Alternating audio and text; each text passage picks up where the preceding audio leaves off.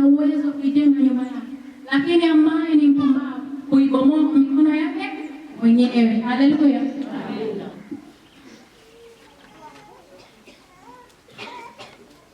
Bwana Yesu asifiwe sana. Amina. Kuna kitu cha ziada kwa mwanamke. Kuna kitu cha ziada kwa mwanamke. Sio kuwa mke au mama tu. Haleluya. Sio kuwa mke au mama tu. Kuna kitu cha ziada. Kuna kitu Mungu hawezi kumjalia mume wako mpaka akutazame wewe mwanamke. Haleluya. Kuna kitu Mungu hawezi, au kuna baraka Mungu hawezi kuiachia juu ya mume wako mpaka akutazame wewe mwanamke. Haleluya. Hivyo neno la Mungu linakwambia mwanamke mwenye hekima anaweza kujenga. Ukiwa na hekima utakuwa na heshima. Haleluya. Utaweza kumheshimu mume wako na utaweza kumheshimu Mungu pia. Haleluya. Hivyo ukiwa unaweza kumheshimu Mungu, utaweza kumheshimu Mungu kupitia ile maombi unayoomba. Mungu anakuachia kibali juu yako. Haleluya. Na Mungu akiachia kibali na neema juu yako, haachii kwa ajili yako tu. Haleluya. Anaachia neema kwa ajili juu yako kwa ajili ya mtu mwingine. Haleluya. Anaachia neema juu yako kwa ajili ya mtu mwingine.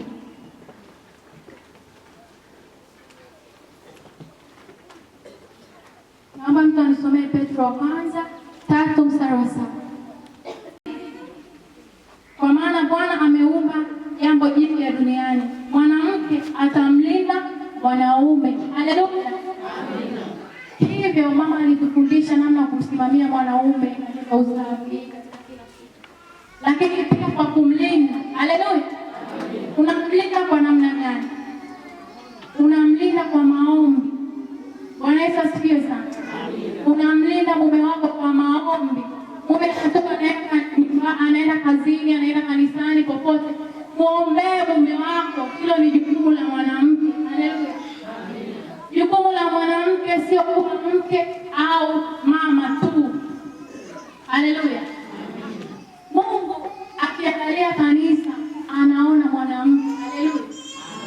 Wanawake ndio wanatakiwa wasimamizi katika kanisa, katika nyumba, kwa sababu kuna kitu cha ziada ndani yetu. Haleluya.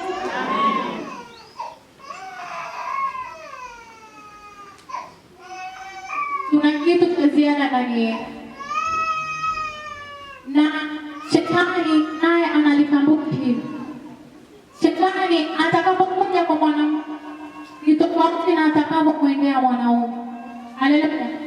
Shetani anapomwendea mwanamke ni tofauti na anapomwendea nani? Mwanaume, kwa sababu anajua mwanaume atakuwa na siri. Anajua mwanamke ndiye aliyebeba thamani ya hichi kitu. Nikimtikisa huyu mwanamke nimeharibu mambo yote. Haleluya. Hivyo shetani anaangalia ambacho rahisi kuharibu haraka. Ndio maana mwanamke akiamua kuwa mwana maombi, anakuwa mwana maombi haswa hadi mbingu inafunguka.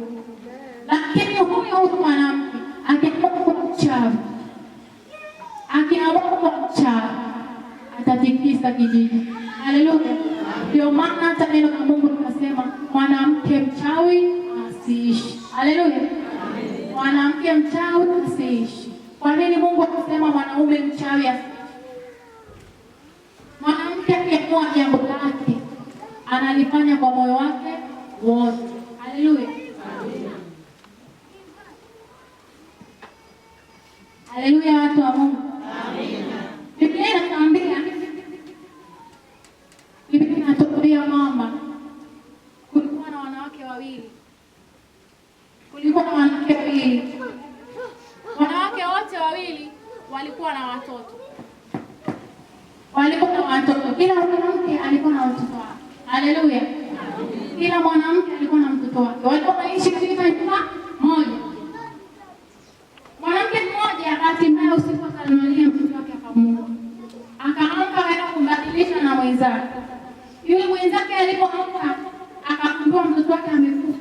Akasema mjamzito. Alipofika asubuhi, anaangalia huyu mtoto, akagundua mtoto si wake. Haleluya. Akagundua huyu mtoto si wake. Akaenda kwa yule mwanamke mwenzie, akagundua yule mtoto yule mwanamke ni nani? Ni wake. Wakagombana, kesi ikaenda kwa Mfalme Suleiman. Haleluya. Biblia inatuambia Mfalme Suleiman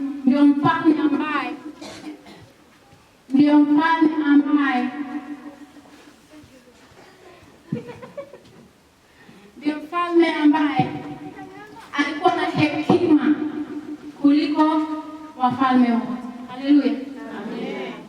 Hivyo alipopeleka ile kesi katika kuhukumu kwa mfalme akahukumu akasema, basi leteni panga mgawanyishe huyu mtoto. Kila mwanamke afanyeje? Apate kipande chake. Lakini yule mwanamke mwenye uchungu na yule mtoto akasema, la hasha, mfalme wangu, usimgawanishe mtoto, bora umpe yule mwanamke mwingine.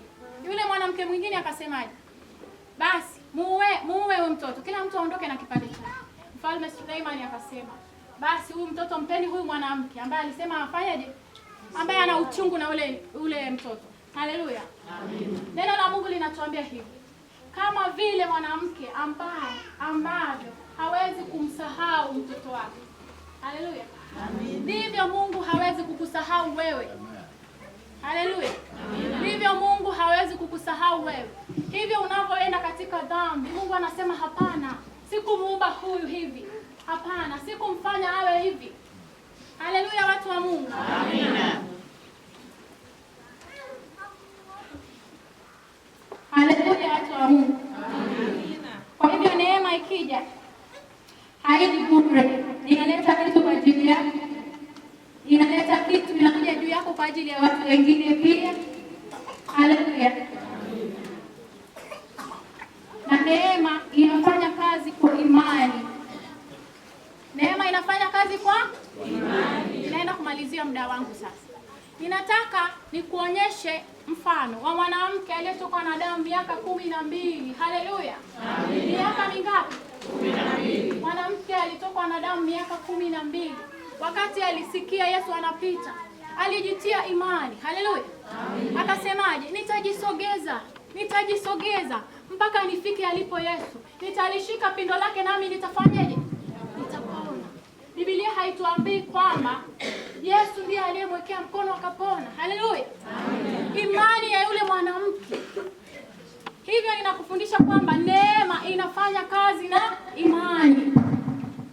Haleluya. Hivyo zidisha kiwango chako cha imani.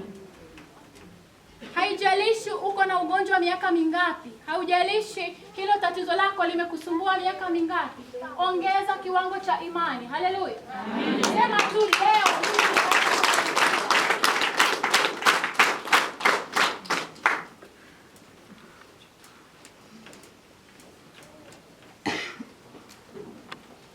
Haleluya. Amina.